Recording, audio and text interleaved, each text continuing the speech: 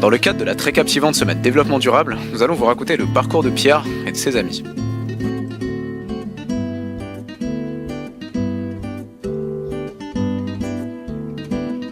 Bon, lui c'est Pierre, c'est un matériau d'excavation terreux. Puis il vit là, paisiblement, il est dans l'horizon C. C'est une couche qui est située à 1,80 m de profondeur. Puis avec ses potes non pollués, il est là depuis longtemps, depuis très longtemps. Pour des chantiers, en fait, il arrive qu'on ait besoin de les déterrer. Bon, il a des cousins lointains, ils sont radioactifs, mais ça, il aime pas trop en parler. Sauf que Pierre, il se sent un petit peu seul. Le problème, c'est qu'il y a 53% de ses potes qui ont été envoyés dans des gravières, puis il y a 32% de ses potes déterrés qui ont été envoyés en France pour finir dans des décharges vraiment cheap où il n'y a pas franchement grand chose à faire. Le truc, c'est que Pierre, lui, il est conscient qu'il y a trop peu de ses amis qui sont réutilisés. En bon militant écolo, il a demandé au Pelletier une seconde chance.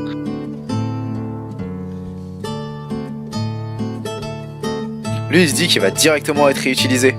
Il s'imagine déjà comblant marée de gravières pour une seconde vie. Il s'imagine même, servir de remblai sur tout plein de chantiers. Sauf que Pierre, il se croit un peu dans une utopie, et il doit redescendre sur Terre. Déjà, il y a le problème de concurrence des prix. Le marché des décharges, il est très bénéfique. Donc c'est pas rentable de recycler ou d'utiliser des produits recyclés. Les transporteurs, ils ont aucun intérêt à changer cette situation qui est avantageuse pour eux. La solution, ce serait par exemple d'ajouter des taxes sur l'exportation des produits en France, sur les matériaux non recyclés, faire des massages aux entreprises coopérantes sous la forme d'exonération fiscale. Un souci, c'est que les coûts du recyclage de ces matériaux, ils sont compliqués à prendre en compte dans la planification.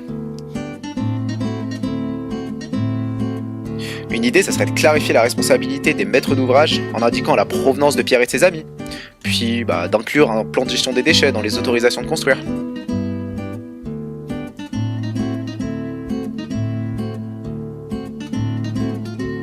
De la même manière, il serait nécessaire de créer une plateforme unique d'échange pour que Pierre et ses amis puissent voyager. Ça permettrait de pallier le manque d'échange entre les différents acteurs.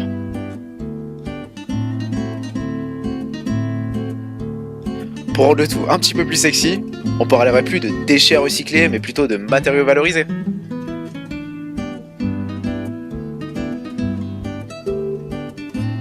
Bon, en dehors de l'aspect communication, c'est souvent la qualité de ces matériaux qui est décriée par les maîtres d'ouvrage. Bon, faut savoir qu'il existe de nouvelles technologies innovantes, comme la fabrication de briques en terre crue, qui sont composées à 95% de déblais d'excavation, qui permettent d'obtenir de très bonnes résistances à la compression. On a déjà réussi à aller jusqu'à 10 Newtons par millimètre carré. Le principe, il est simple. Si on récupère des terres rebelles comme Pierre, puis on vient les analyser pour savoir s'ils sont pollués ou non, ensuite on effectue un criblage selon le diamètre des grains, puis on récupère des quantités particulières de chaque taille de cailloux qu'on va malaxer ensemble. Bon, ensuite, il suffit juste de presser le mélange et on obtient des solides murs de cloison. En résumé, les constructions classiques nécessitent évidemment l'utilisation de matériaux qui sont plus résistants, comme le béton armé. Mais pour qu'on évite la pénurie qui est annoncée d'ici 80 ans, on est obligé de faire des efforts ciblés quant au recyclage des produits d'excavation.